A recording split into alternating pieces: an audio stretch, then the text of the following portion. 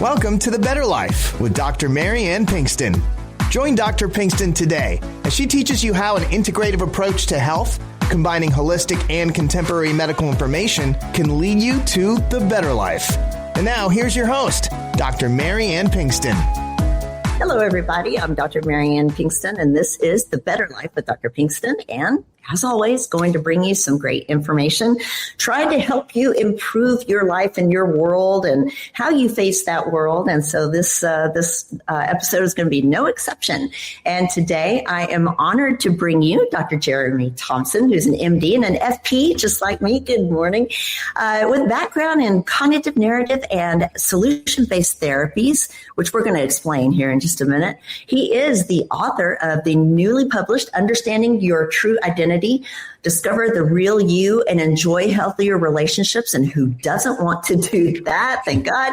I think the main thing that impresses me this morning is that you're in Australia and it's midnight. So you have joined me. But in that, you have been the president of Australian Society for Psychological Medicine and so much more. And I'm going to shut up and let you join in. And good morning. Good night. Good morning. It is good morning here, actually. It's it's after midnight, so it's the morning. It's official. Well, thank you very much for having me on the show, and I hope I have something to offer your listeners. Yes, you do. I am actually very interested in this topic, and this has been the topic of a few of my podcasts most recently, because I think generally this is what's wrong with us all. And when you get to the basis of it, this is why. But please explain where, how you got interested in this and your background, and we'll roll from there. Yeah, well, I've been a family medical practitioner for a long time, and maybe it happened to you, I'm not sure, but, you've come through the medical training system and you've got all these diseases and illnesses on your mind, and then you go into a medical practice, especially a family practice, and you realize how much stress and how much anxiety that there is there, and that people come in and the way they explain things is not clear cut, but there's this overlay of tension and stress, and they're having relationship dramas and all this sort of thing, and you're trying to sift through it and figure out what the medical condition might be. And of course, a lot of the time, the stress and all these other things that are going on, that's the real issue that's facing people.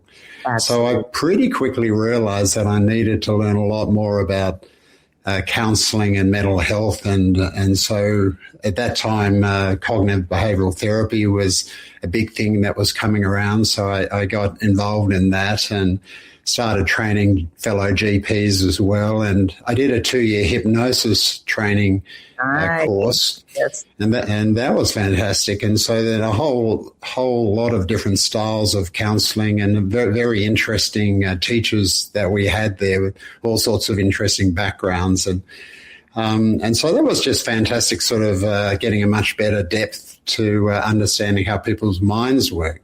Yes. And so I was kind of working as a pretty traditional family doctor, seeing all the people in my community. And I actually worked in some cities and country towns and moved around a bit.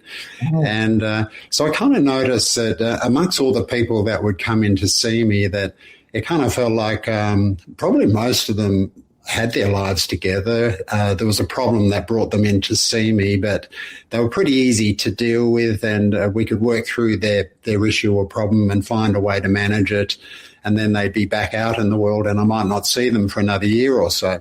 Right. But I did also notice that there's a large group of people that seem to be having more than their fair share of medical problems and a lot of stress and relationship issues. Yes. And so they'd be coming to the doctor all the time, and you're trying to help them, but it doesn't kind of matter what you do, because they're sort of coming in and they're struggling in life and they're a bit overwhelmed. And I kind of felt that this was sort of how it was in all the places I worked. And I wondered, how is it that some people have got it all together, or they seem to, and other people are just constantly struggling? So to cut a long story short, I figured that the essential one thing that you really need to have is a good sense of who you are as a person. You need to understand your true inner self, who you're kind of born to be. And, of course, it's an ongoing learning process. And you need to feel good about yourself. And if you've got that one vital thing, then it doesn't really matter what the world throws at you. Right. You can draw on that inner strength and you can usually work your way around it. Right. Of course, if you don't have it, then you're really stuck. You're really struggling. You don't have the confidence and you're always asking people for help and advice and never seem to give you what you need. And so it's a constant thing. I came up with this idea of the mixed bag concept, where I think everybody does realize that they've got certain talents and interests in themselves. Okay. The problem is that because things go wrong or are difficult in your life, you start acquiring negative thoughts and self-beliefs, feelings that I'm not good enough, or I'm the weird one, or I'm the bad one, my sister's the smart one, I'm the dumb one. Right. You start to pick up these negative sort of thinking patterns in your head, so that while you've started off with, you're born with natural talents and abilities, which hopefully you'll find in your life, it soon gets mixed up with this negative thinking. Right. So that this is why some people never really get to establish a good sense of self. That instead they have this mixed up view of themselves. Oh, yeah, I've got good qualities, but I've got these bad qualities and these deficits and weaknesses at the same time. Right. And you say, well, who's the real you? And they go, well, I don't really know. I'm not sure if I'm a good person or a bad person. Right. So in my book, I explain these two different ways of kind of seeing yourself and how important it is that you don't see yourself as a mixed bag. It's fundamentally important. You've got to figure out who is the real me. Right. What is my inner core of talents and abilities and natural inclinations and things that I've got a natural good aptitude for, and figure that out and separate that out from all the negatives. So I have these sort of models which I can explain a bit, and they're better drawings in the book. So it's a better way of sort of thinking about yourself, but also how you think about other people as well. Right. Because the funny thing is that people that feel a bit mixed up in themselves, they tend to see other people in the same way, and they very quickly judge them for the bad things that they do. Right. And then it's extremely hard for them to actually have, good, healthy relationships, because the negatives keep sparking off between the two of them. So at times they'll get on well and then it goes sour, then it's good, then it's bad. So they have these turbulent up and down relationships. And I can explain in a minute how that actually happens. But does that make sense so far? Oh my gosh, it does. Absolutely. And I think you're hitting the nail on the head. I will give I'll try to be brief in my example, but I have a very tumultuous, childhood and background and whatnot. And I tend to be more empathetic, so I feel like I absorb a lot of people's, feelings and then try to step out and feel for them and help them and whatnot. And my husband, who is also a physician, a fantastic person, had a completely different raising, completely different, very wonderful childhood. And we had this discussion the other day. I told him, I said, that thought pattern that gets in your head, you pass somebody on the street and you smile and they don't smile back, they may scowl, and then you walk by and you think, well, what do I look okay? What did I do wrong? Did I? And you focus on yourself and all the negatives that way. And then that voice that keeps going in your head with all that negativity. And he just stared at me and goes, no, I don't know what you're talking about. I'm like, you don't do that? What? You don't have that voice in your head that chews at you 24/7? He's like, no, I just don't have that. And it just shocked me. But well, honestly, to the fact that, exactly what you said, there are people who just have it all together and there are people who don't. But that voice inside of your head and that negative thinking, that is a tough one. And it is relentless. Yeah. I think, your husband must be a 1 in a million, because I reckon pretty much everyone's got at least one or two niggly negative voices in their head that tell you what a loser you are or something. Exactly. Yeah, he doesn't have it. It's amazing. But yeah. So when I grow up, I want to be it. That's for sure. No, well, I think that's good. But the other thing is that if you have a lot of these negative sort of dialogues and thoughts in your head, I think it's important to say to yourself, well, look, what if I'd been born into a perfect family and I didn't have all that fighting and all that horrible stuff going on with my parents and it's the bullying at school? What if I'd had none of that? What sort of a person would I be then, you know? And because I think that inner core is there. So in my models of the way I think the way, I don't know if you can see that, but for people who can't see, it's a model of your mind. And there's a big happy sort of face in the middle of it, and there's lots of pluses which represent the things that you're naturally kind of good at and got an aptitude for, and some love hearts for the positive sort of feelings that you have. Now, I believe I spent a lot of time. I used to work in a children's hospital, so I spent a lot of time with kids and babies. Now, admittedly, sometimes they'll cry and scream and chuck tantrums and all that sort of thing, but kids generally do that when there's something that's wrong. They're in pain, they're tired, they're hungry. But if there's nothing wrong, generally kids, I think, are quite beautiful and happy. And they get born into the world, these beautiful things. And when they give you that first smile, it's just such a natural positive energy that I'm convinced that the inner core of us human beings is very positive. Exactly. And the other thing is, we've got our good genes from our parents who got them from their parents. There's definitely been survival of the fittest going on.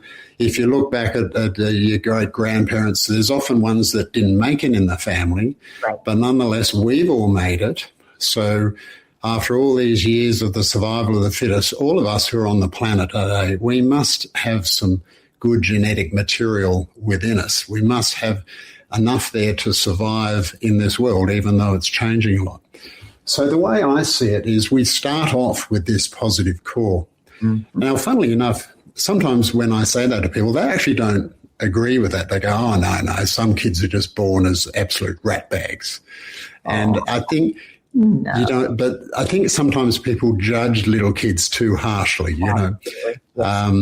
And some kids are tougher than others and some are more sensitive than others. And they're all good qualities in different situations, and we need all types in society. Yeah. But unfortunately, you can't just stay all beautifully positive in your whole life. Now, maybe your husband has been able to do that. Most hardships, but most of the rest of us don't have it so fortunate. And generally in your family, you do get into trouble. There's family rules which, or you're crawling out onto the street, so your parents yell at you and grab you and pull you in.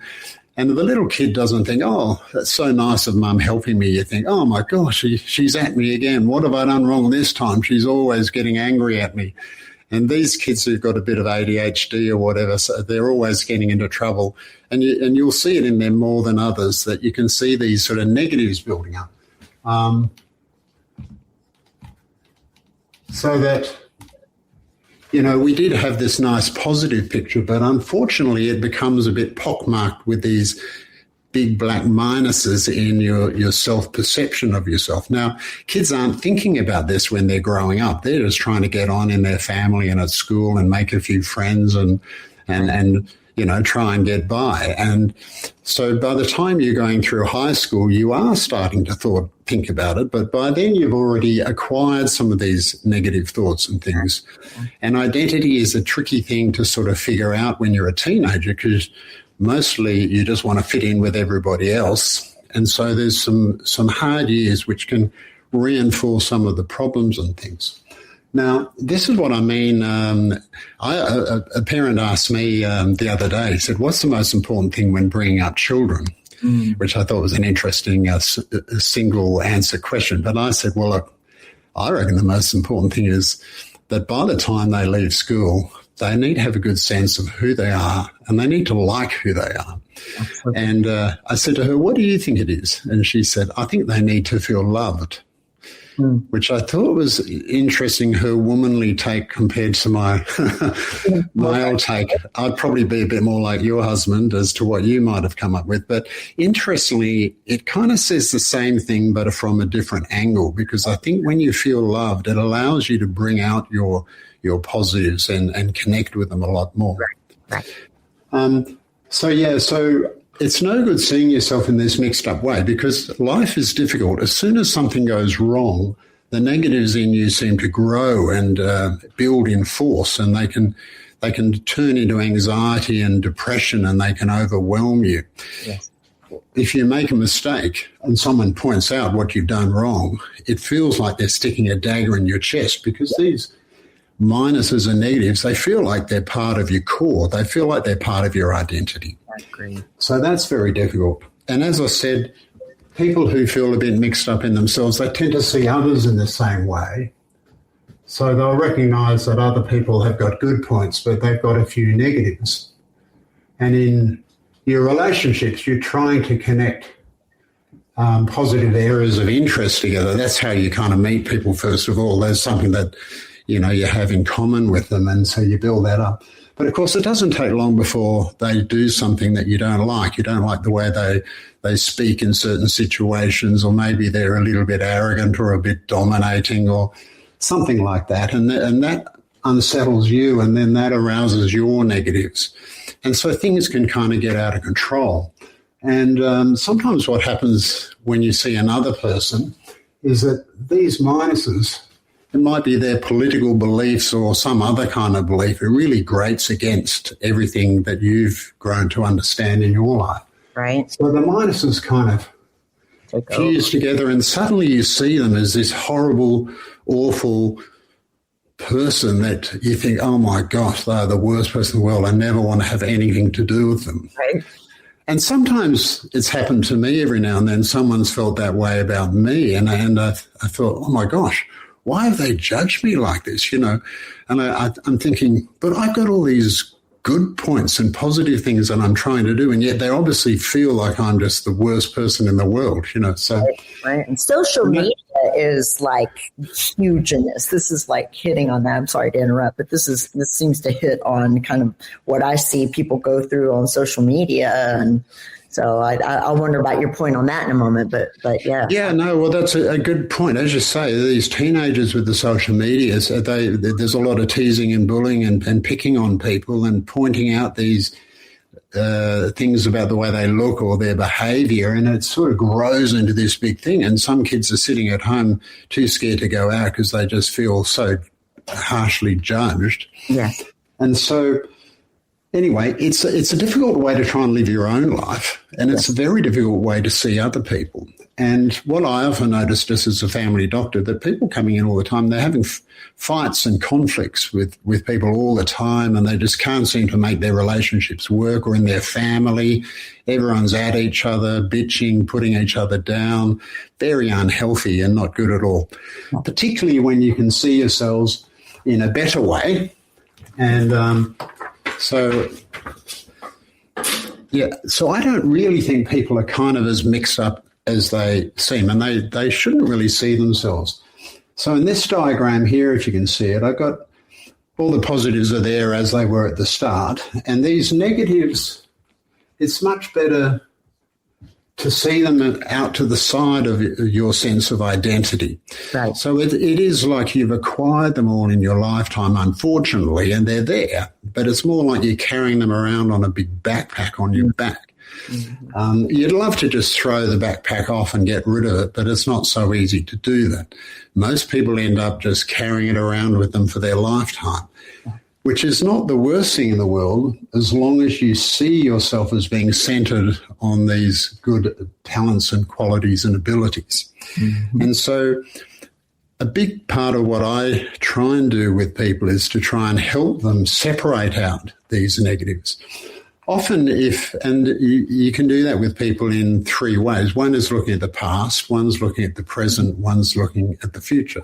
Okay. But in looking at the past, and so narrative therapy, I'm not sure if you know much about that, but it's basically that people think of their life as a storybook, and they've kind of got this whole idea of the theme of it and the main characters, and that they've got this storyline about themselves in it, and it might be quite a sad story or something, and they're the victim, and they have this story.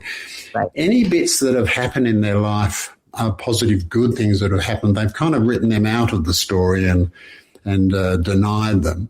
Mm-hmm. And they'll sort of continue living their life in this unhappy way because that's just how the story is. Right. And in narrative therapy, you get people to have another look at it. So in particular,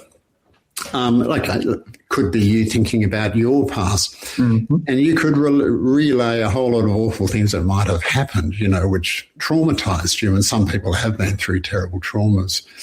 But of course, what about the good things though? So when you were at school, were there some things that you realized you actually had a natural ability for? Like, were you quite good at certain things?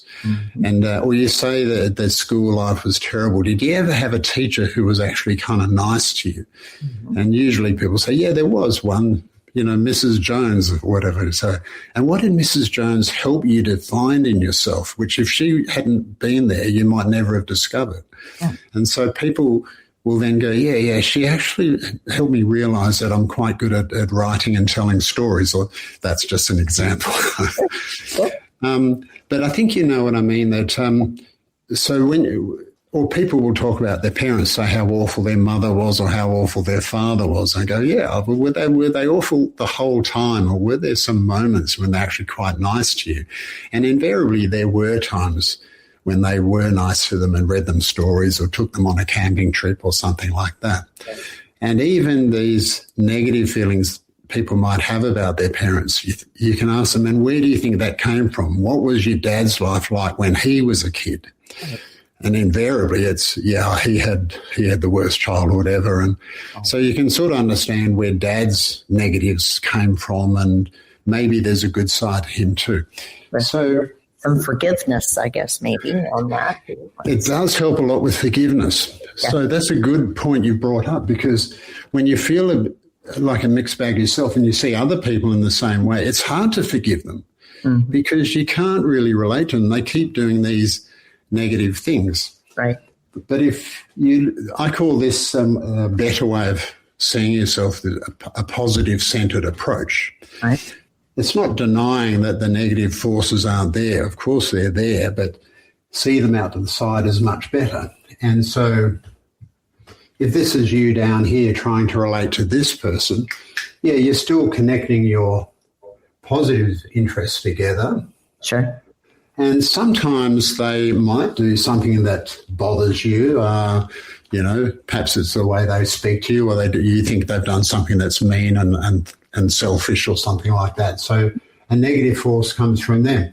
Now, what you have to be careful to do, if this is you, is not to drift over and react back negatively yourself. Yeah. And you need to think, hang on a tick, this person's, I really don't like the way they're being at the moment. But not long before, I was thinking how nice they were, so I wonder what's going on here. And you might say to that person, hey, look, you're a wonderful person. I really like you. Why did you just say what you just said? And what's that all about, or what's behind that, And so it gives you a way, the way forward in all relationships is you do need to connect your positive inner self with the other person's positive inner self. Yeah. And it's only when you have a good rapport with people, as a doctor, you can give people advice. They're not going to take your advice unless you can relate to them and they like you and they believe you, You need to get that positive connection going first of all. And so in any relationship, it's so important that you do that. Sure, there are problems, but the trick is not to come over here and react back negatively. And this is, of course, is what people sometimes do. Do you think we internalize some of their negatives and reflect on ourselves with that? We take in their negatives and into ourselves, and then we see ourselves differently based on how, like, if somebody is, speaking to you in a very negative fashion, that's their negative personality. Sometimes people will take that in and absolve it themselves and say, maybe there's something wrong with me that they're behaving this way, and not allow that other person the full accountability for how they're behaving. Do you think we do that sometimes? Well, we do. Definitely. Their negativity rubs off on us, and that's the problem. It emotionally affects us, and it tends to drag us into, similar negative thinking patterns. So we'll either get a bit sulky and down and feel a bit depressed about it and lose confidence, or we'll get riled up and maybe get angry and sort of have a go back at them and tell them how awful they are. Right. I mean, as an example, if you think of a couple and they've fallen in love, now one of the funny things when you fall in love with someone, there's something funny that happens to the chemicals in your brain, and all you can see is the positives in that person. You can't see the negatives at all. True. And your girlfriends will say, oh, yeah, but hang on, what about the fact that this guy did that and he cheated on his last wife, you know? Yeah. And you'll go, oh, but he would never do that to me. Because when you're in love with someone, it blinds you to the negatives. True. And if they fall in love with you, it's the same thing. They think you're the best thing around, and they can't see anything wrong with you. You can't do anything wrong. And so a couple, when they're blissfully in love, there's nothing more euphorically beautiful than it, because it's just life cannot get better than that. But as you know, it often doesn't last forever. Correct. Sooner or later, people go over this way, and it's easy for things to go offline. Really important that you keep it online through good communication. Yeah. But sometimes it can go the other way. It's like the love chemicals get reversed. Yes. And then all your mind can see is their negatives. Then you can't see the positives. Right. So I've had this with sort of some of our friends or patients or whatever, and they're talking about their husband or their ex-husband or ex-wife as, oh, she's the most crazy witch around and she's horrible, you know. But you fell in love with them for some reason at some point, right? I know. And they say, oh, but they've changed, you know. But and then when you, as a doctor, when you meet the husband or the wife the next time, they're still the same person. Right. And, you know, it's kind of a bit crazy, but that's how it can go. Interesting. But anyway, for the time that we've got in our session here, and I've got some chapters on relationships and broken relationships and how, even if you're going through a horrible divorce or something like that, how important it is to act with integrity and not slip over here and do spiteful, nasty things back. But in fact, you've got to try and help your partner, even if they want to leave you. Right. You've got to think, you know, I love this person. There's a good core to them. I might not agree with what they're doing, and I think it's all wrong and crazy, right, but I somehow need to help them and support them. Right. And, you know, life is a long journey, so you never know how things can pan out later. But and, of course, often if there's a broken relationship and there's kids involved, it's even more important that you still respect the father and the mother, because they're the parents of your children. So it's really important not to get caught up in these negatives. Now, people, if they think in this mixed up kind of way, they find it extremely hard to do that. And so they have these ongoing troubles. So as a family doctor, I see it a lot. And so I'm often trying to use my little diagrams to show people kind of what they're doing and how it can be better. Wow. So does that? Yes. And I think as you started, it all begins with that inner identity, being able to, you know, I went through a divorce, and so I was, you know, anything that happens in the world and life and what I see in patients, whatnot, I always relate back. We always relate back to ourselves, right? And try to put ourselves in their shoes, and that's how you're able to, you know, work with people and get on their level. You have to have something relatable there, but I think it all comes into identity. What you see in yourself and those positive things that you see in yourself, then you can pull on positives in other people and that forgiveness and try to help and assist instead of go down that line where, you know, everything is negative and they're the worst people in the world. I'm going to destroy their life, revenge, and all of that. It's very, very interesting how our identity is so wrapped up in that process. And I think you mentioned that from the beginning. That's right, and even if you kind of have a sense of this theory here, it's not so easy in practice, because the emotions are dragging you and pulling you down into that negative, sabotaging path, and you might have done that before in your life, and it's so easy to just stick with these old habits, even if they're unhealthy. Right. Yeah, it's kind of like a way of dealing with the world. I think some people feel more comfortable, and especially if you're someone who is used to having a lot of difficulties in your life, sometimes it's easier to fall back into those old negative patterns. That's just your way of dealing with the world, and to be able to step outside of that and develop your identity a little further and build in more of that integrity to deal with other people is very difficult. And so I think your book probably pulls out how to envision that and do that, maybe.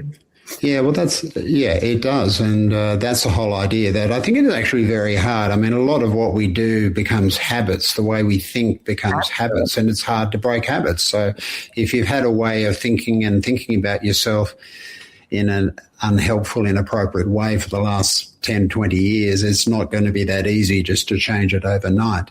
Right. My models and diagrams give people a sense of what you're trying to do, but it's still difficult in practice. But absolutely. One of the other practical things that people can do, and I must say I'm still do it sort of most days, is in your day-to-day life, just have an awareness of how you're feeling.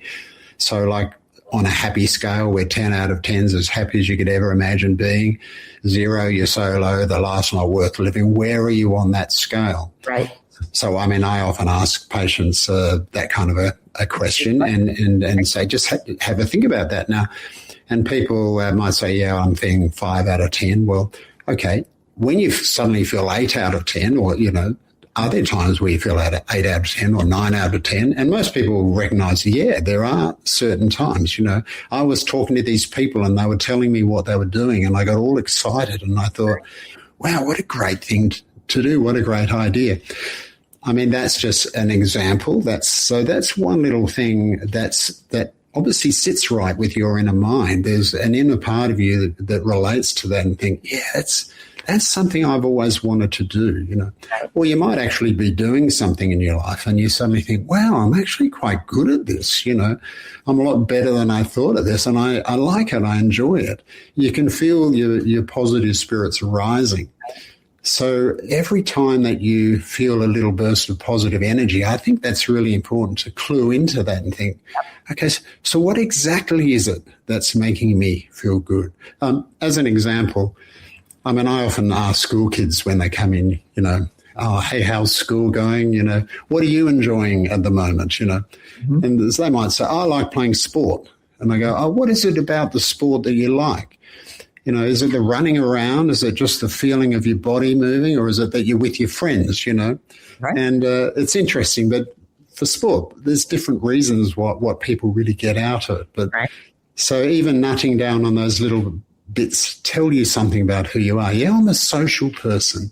Yeah. Being with people is so important for me. So that whatever kind of career that you get into, it needs to be something where you're dealing with people. It won't work for you working in a laboratory or on your own sort of underground somewhere, whereas that might be a good thing for somebody else. So having that awareness of your mood, every day is really important. And I give people a little chart.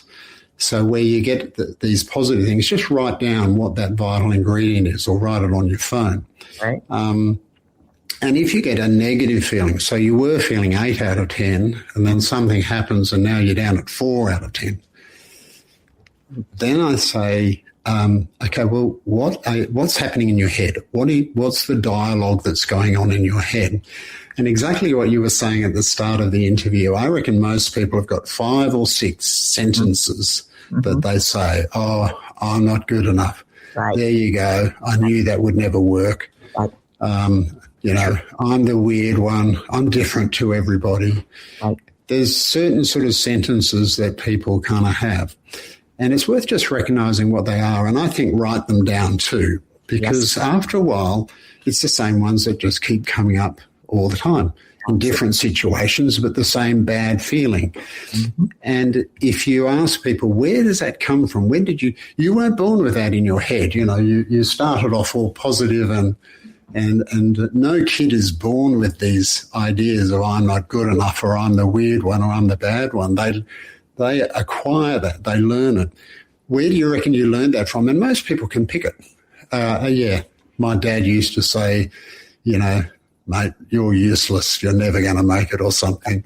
You used to say that over and over again. And then when you're a bit older, you don't say, mate, you're useless. What you say is, I'm useless. You turn it around and it still gets embedded as this unhelpful sentence in your brain. Absolutely. So that's just a couple of ways that I think once people start thinking about their identity a lot more and who their true self is, you can build on it, and your picture of yourself, you discover all these, talents and creative abilities, or, all sorts of abilities that you have that you never really quite thought that you would have. And if you're stuck on all those negatives, you're never going to get close to really working out who your true self really is. Absolutely. And it's a practice, to take those negative thoughts and replace them with something positive is a practice, because eventually you rewire that brain to think in a more positive fashion, and, you live a lot more at peace inside your mind. It is a practice. So it's nothing instantaneous. I love the idea of journaling. That's great. And just practicing that thought process, because you can flip it around. It can change. Well, that's it. And it's not just for the sake of being more positive and get rid of the negatives and just have more positives. And people often sort of raise that idea. And I think, everything's got a positive element to it, So like I was talking before, you get some people, they are very powerful, dominating, strong people. It might be a learned behaviour and it might be a bit dysfunctional, but often it's just a natural kind of positive thing. They're born to be a leader, So, but on the other hand, if you have too much of that, you can be arrogant, you can be dominating, and you can be quite a nasty person. So you want to take the strength out of that particular talent and run with that. Yes. And any unhelpful aspects to it, they're the sort of negatives that you want to get rid of. Right. Well, another example is with anxiety. So, yourself, a lot of patients come in and they're plagued by anxiety, and they say, I've just got to get rid of this anxiety. Yes. And you think, but hang on a tick, that anxiety helps you to be conscientious and to be careful and to look out for things that can go wrong. Someone with a bit of anxiety is a much better person to work for you, because they're not going to make as many mistakes. And there's a lot of really helpful elements to being a sensitive, slightly anxious person. But too much anxiety stops you from doing things that deep down are good for you. Right. So there's always helpful elements and unhelpful elements. And it's even with those sort of things, when I'm thinking of separating out the pluses and the minuses, so to speak, it's a bit of there's lots of grey areas, and it's a refined process of thinking. So I'm quite anxious and sensitive myself, but at the same time, I still remember the teachers saying how conscientious I was, and you do well enough at school to get into medical school, and so you got to take the good with the bad. Absolutely. But I had a terrible stutter when I was in high school. Really? Complete sort of social. I'd never heard of social phobia back then, but most school-age kids have these days. But yeah, that's what it was. So interesting. A tough one. Couldn't tell now. That is wonderful and hard to overcome. But well, what a story! And so, I figure we've got just a few minutes left, but I will want to step away for a commercial, but I want for the podcast usually to deliver some kind of solution-based tactics, and we've covered a few with journaling and, positive thinking and practice of it and all. I want to do that. We'll step away for a second, but before we do, where can people find you and more information on you and your book? Yeah, well, hopefully they can find the book in a bookstore or somewhere, Understand Your True Identity. I have a website, understandyourtrueidentity.com, and there's a drjeremythompson.com site as well. So, you're over in the States, aren't you? I am. I in Texas. Oh, in Texas, yeah. It's a battle of accents this morning. My Texas and your beautiful Australian accent. So your accent's good and very easy to hear what you're saying. So I'm probably mumbling along. It's wonderful. Of course, I'm kidding. Well, and so I will have all of that information on drpbetterlife.com, where you can easily find his information as well as some other shows and topics. So we're going to step away for just a second, come back with some good solutions for improving your self-awareness here. So we'll be right back.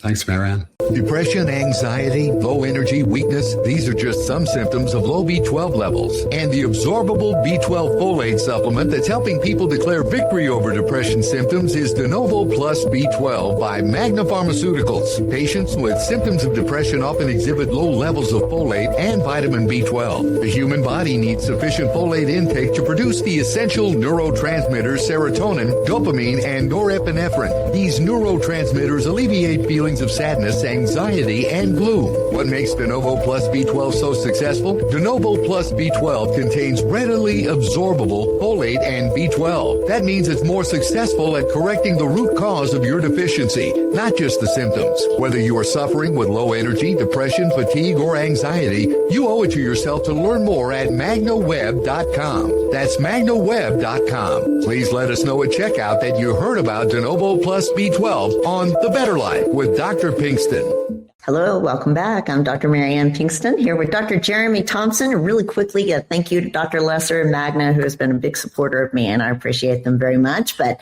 welcome back in. And so just to continue on here for a few minutes, again, want to bring some solutions to people. I know this is kind of a whiff of what you have in your book, which I hope everybody will get and read.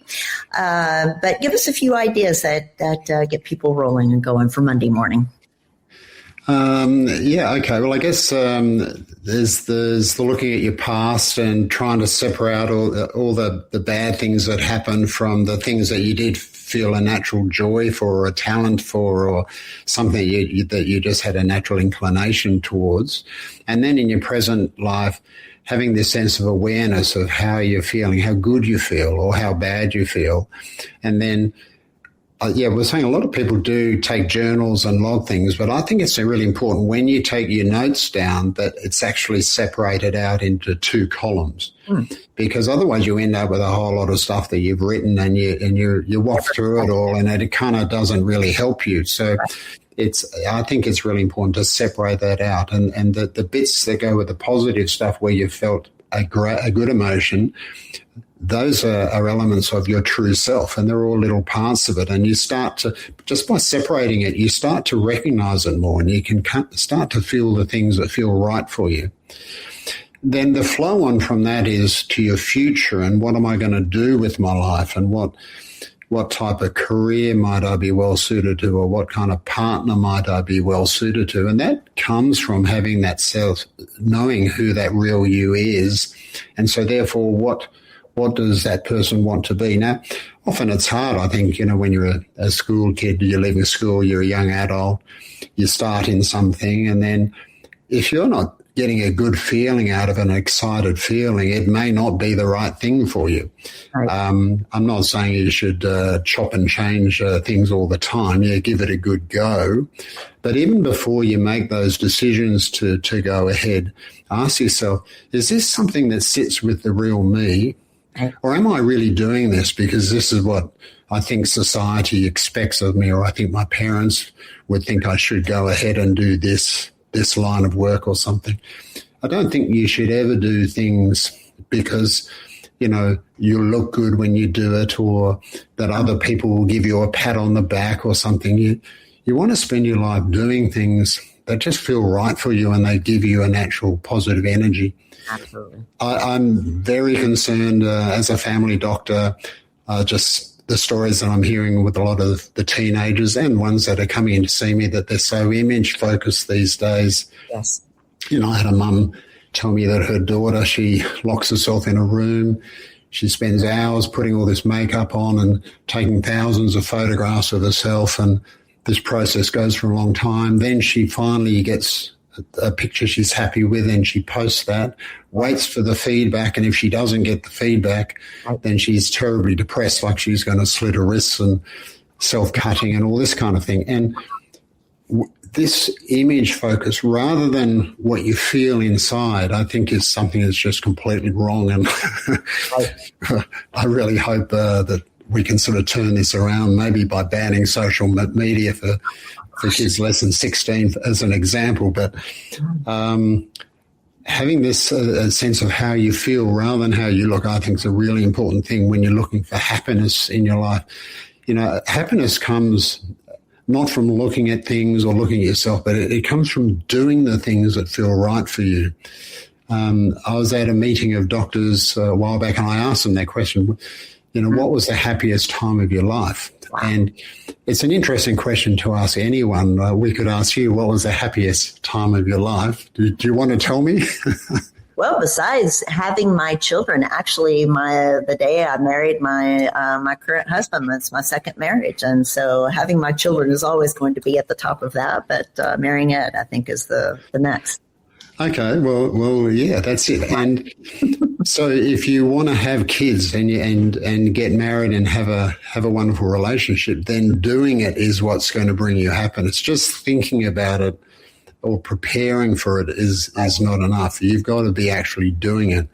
So different people love doing different things. It could be they want to play in a band or something. Well, it's no good dreaming about it. You've got to practice your guitar and get yourself in a band, or and then see if you get happy. Yeah. No instant gratification. Yeah. So I think, that really being in tune with yourself and knowing yourself is very important. And as I said, just as a doctor, I think you really notice the difference. I mentioned at the start, that there are people in the world, your husband might be one of them, they actually have a good sense of self.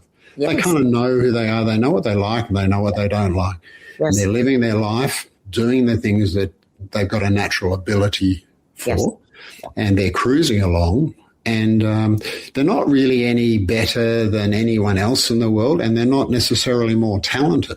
And They're going through all the same difficult situations as everybody else. Yes. But the thing that makes it look easier is that they got this good, healthy sense of identity. So I think it's something that everyone needs to have another look at it. I reckon most people don't really even think about it that much. Right. To be honest.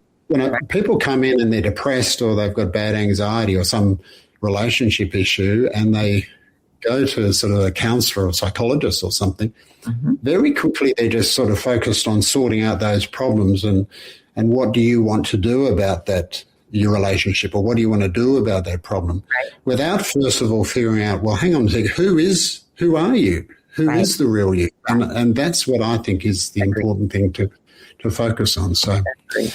Yeah. Beautifully put, actually. That is the big exclamation point right there. And I agree with you wholly. And I think that is the basis of your book, which I'm so interested in, and would love for you to tell people where can they find this book. And then I'm going to get your last thoughts, and this is great. Yeah, well, Understand Your True Identity, Dr. Jeremy Thompson. If they look up Amazon or Booktopia or one of those places, they should be able to find it. Absolutely.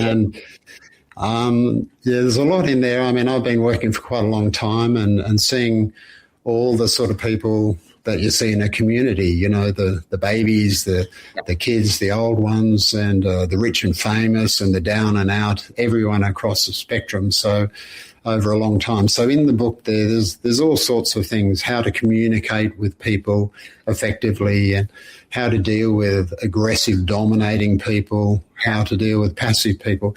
There's a whole lot of things which kind of flow on from having this better way of thinking about people, which really makes a difference. And I think when people sort of get the idea of it, it really opens their eyes up and go, yeah, right, that makes sense. Now I see why I've been struggling so much and getting into so much trouble. So, yeah.